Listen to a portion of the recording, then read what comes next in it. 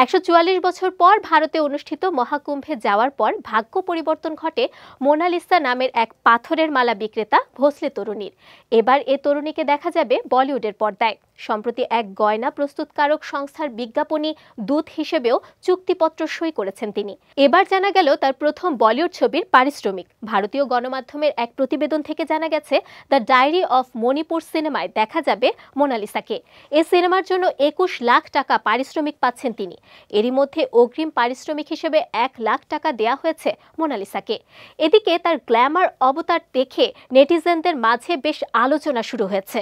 Light camera অ্যাকশনের দুনিয়া মানেই গ্ল্যামার। সেই গ্ল্যামারের পরত লেগেছে মহাকুম্ভের মোনালিসার চেহারাতেও। সম্প্রতি এক মালয়ালি অনুষ্ঠানেই তা ধরা দিয়েছে। কোকড়া চুল, ঝকঝকে ত্বক আর মুখে স্নিগ্ধ হাসি।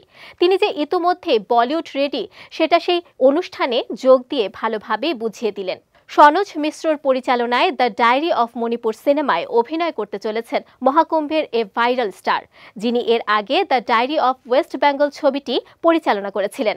পরিচালকের হাত ধরেই কেরালায় পাড়ি দিয়েছেন মোনালিসা। সম্প্রতি পরিচালক নিজে তার মহেশ্বরের বাড়িতে ঘুরে এসেছেন।